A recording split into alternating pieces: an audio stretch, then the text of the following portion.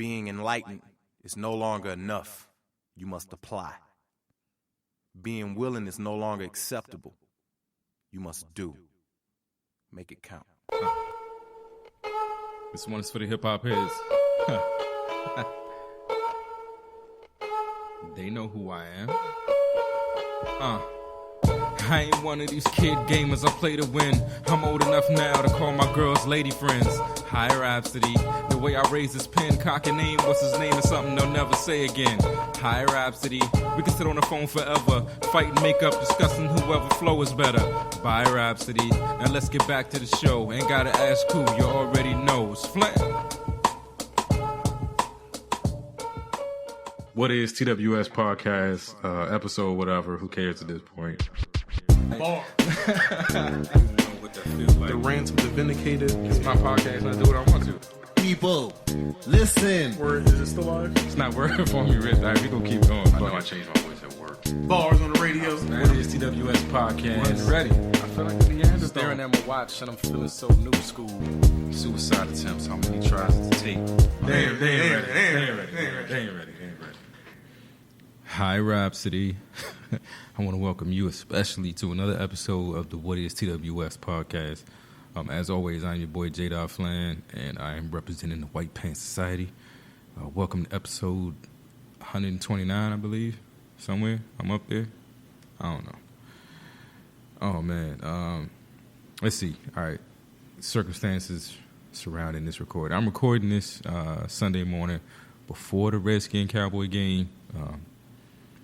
I just want to get this done before that. Depending on the outcome of that game, it might fuck up the rest of my day and I not be able to do anything. So I'm trying to get the episode done, get something out to the people. Let's talk about a few things, and then I can get on to the game and probably the depression that will follow. All right, so to get going, the other night I was watching one of my favorite movies of all time. I'm a huge Michael Cera fan. And Nick and Nora's Infinite Playlist is like, is up there with like The Usual Suspects, and I think like Dogma is like my favorite movies, literally of all time. There is something about like the lives of,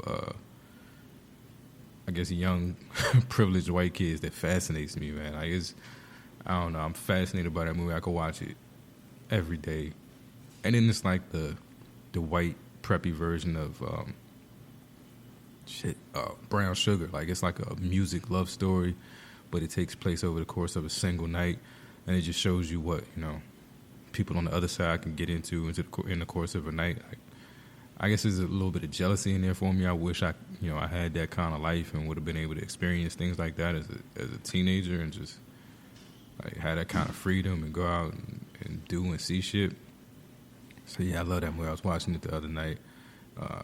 What is I can't remember the girl's name, but she plays on that other show about the two waitresses. I can't remember nothing. I don't know the names of shows, nothing like that. But yeah, she's definitely getting added to the celebrity top 5 spouses list.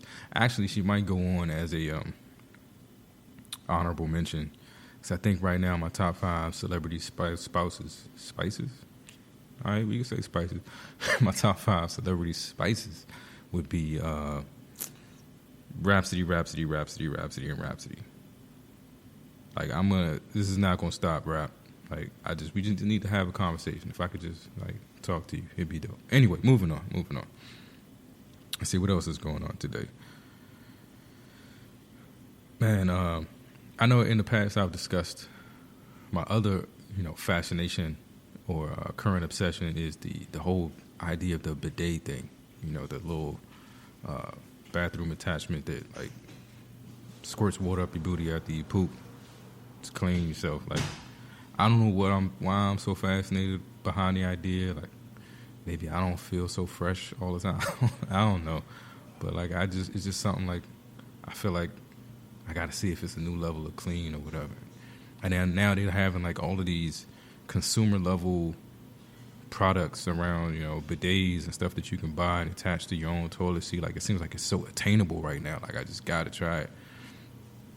And then I actually ran across this ad the other day for a portable bidet.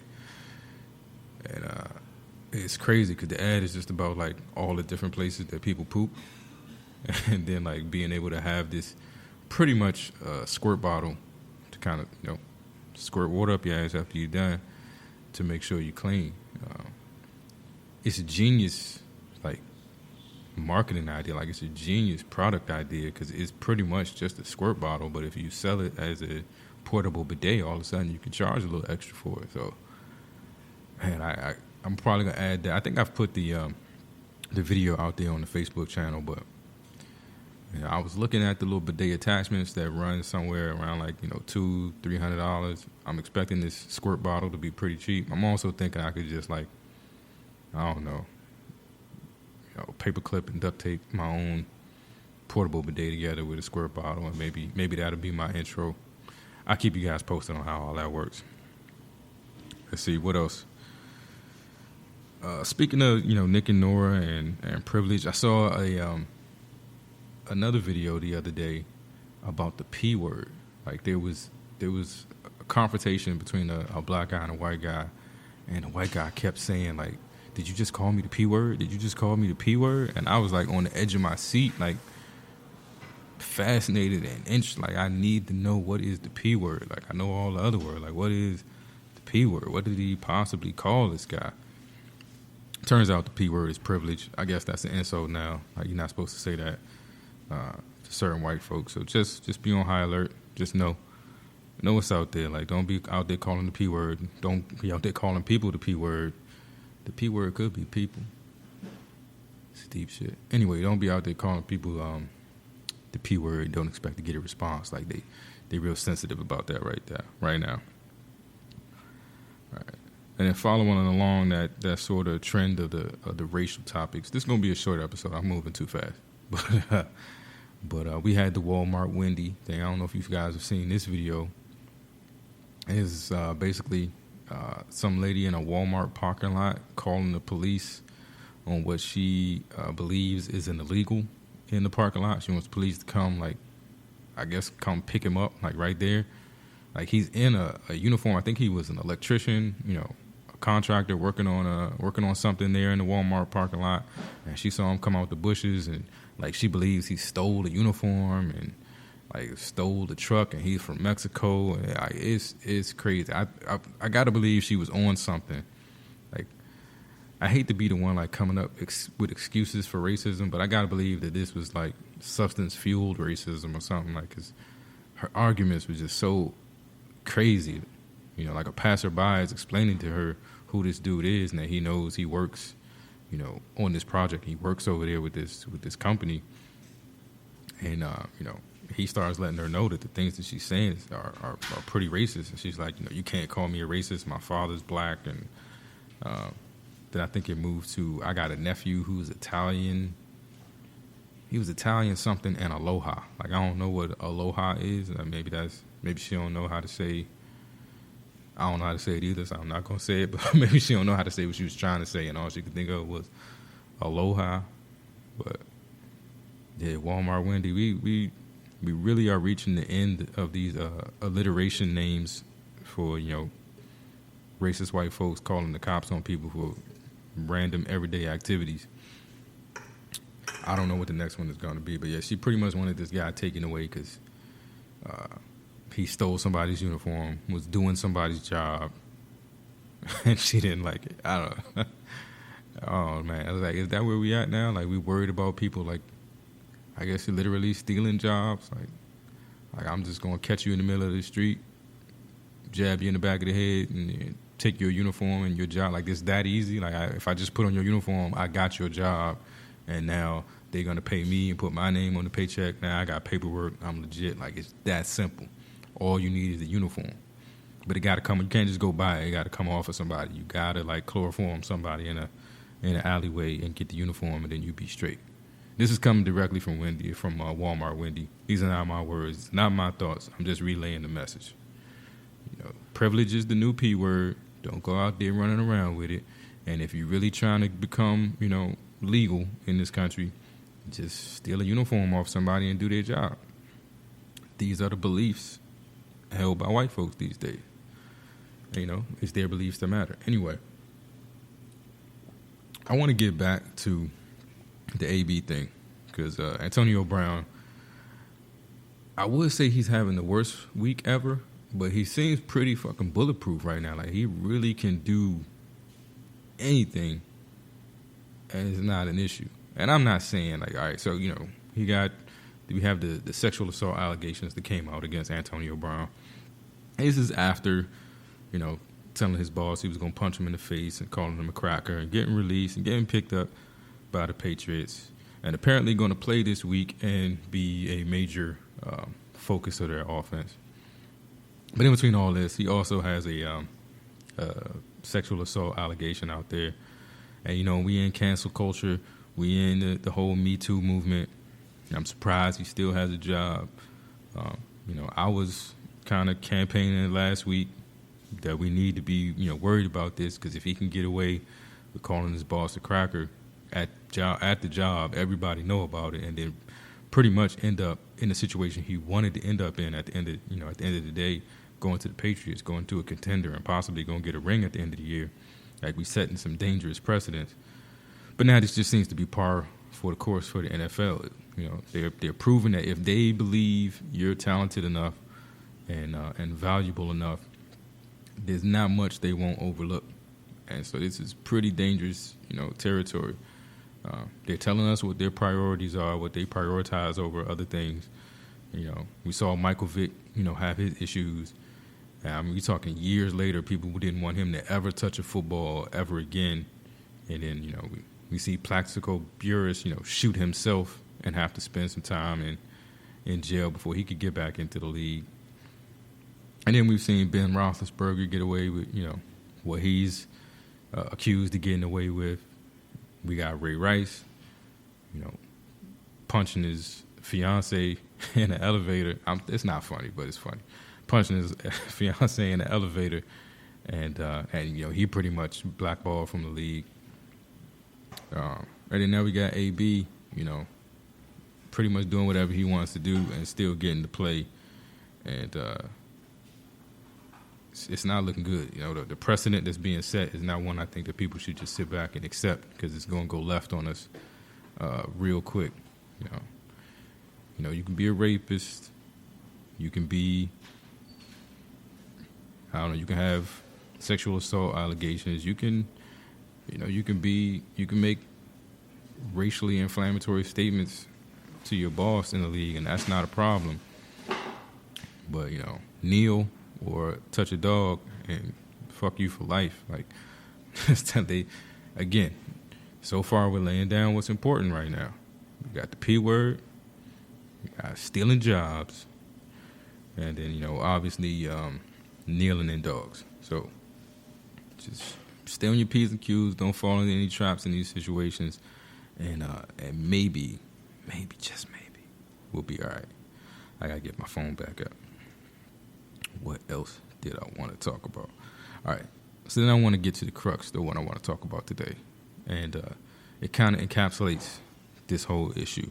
I was on the bus the other day. I do all my best thinking on the bus or the toilet, but I don't have a bidet, so I typically default to the bus. And I'm going through, like, the UT campus down here, so it's a lot of young people, a lot of young women, and I'm seeing this trend. And it's not a new trend. I think it's just something I didn't see a whole lot of until I got to Texas. But basically, it's like, you know, wearing the long T-shirt with the short shorts so that it almost looks like you don't have nothing on under the T-shirt. And, you know, it's only a concern for me because I have a almost 4-year-old daughter. She's about to go into school, and I'm preparing myself for the moment when she wants to dress like the people around her, and this seems to be socially acceptable to look like you ain't got no pants on in public, and it's not cool to me. So I'm in my head and I'm having this discussion with myself, and it was getting down to, like, you know, what you should be able to do or what you shouldn't be able to do, and that triggered a memory from rehab where I'm learning about this whole idea of the shoulds and living in this world of shoulds. And the thing is that should isn't real. You know, something is what it is or it isn't, what it isn't. What it should be is a nice concept, but it's not real. It's not something you can live in. You can't live in the shoulds. And we actually, and it pissed me off, at rehab, like, you couldn't say should. Like, anytime you said, you should, or I should, or we should, or they should, like, somebody was going to stop you and be like, should? And, like they didn't hear anything else you said. You just said the word should, so now we got to stop and reboot the whole conversation. Like, I could say, you're supposed to, and that was cool. I just couldn't say you should. But anyway, I'm starting to realize that it wasn't so much semantics that they were trying to get you to focus on. It was really making me aware of how often I look at situations based on what, quote unquote, they should be. And that's almost irrelevant. It is what it is, or it isn't what it isn't. But what it should be really doesn't matter. You can aspire to make it that, but if it's not that, it's not that. And you can't make it that just by telling it that it should be that. So I thought I want to do this on the show if anybody's ever interested. I want to have a debate and see if two people can have a debate and not use that word. Like if that's the only rule in the debate is that you cannot say should. Like, I want to see where the debate would go. Because you can't live in the should. You can't. They would call it at rehab shoulding all over yourself. So yeah, I was on the bus just shoulding myself, and nobody was any the wiser. It was the perfect moment for a bidet. Perfect. Oh man, but I don't know, man. I think that's really all I got for this week. Man, for the rest of the time, we could talk about Rapsody if y'all cool with that. I don't know. Yeah, like I said, I'm still in this really creative space. I've been writing a lot. I wonder how many of you are going to get the intro, where that came from, what the inspiration behind it was. I know Rapsody gets it. I know you get it. And I'm just saying. Hi, Rapsody. I'm just saying. Anyway, man, my daughter is in D.C. for the week. They went back home. So I haven't been able to see her for a while. I'm missing her. I'm trying to think of a project for her and I to do when she gets back. I like to do things with my daughter that leave an end product behind that she has, to something tangible that she has to remind her of me when I can't be around, since I'm not around as much as I used to be. So I want to plant something. If anybody got any ideas about a easy plant-based project for a 3-year-old, holla at your boy. Flan at whatistws.com. But anyway, working on the website. That'll be back up. The book is still in the works. I don't know. Maybe I'll do some music too. I have no idea. The creative ideas are flowing. And I seem to have a hell of a support system. Once again, shout to Jay and Pod Dealers Network for all of their support. Oh, man. You know what I did the other day? I went out scooting again. I went out scooting with a friend. Me and a friend went scooting.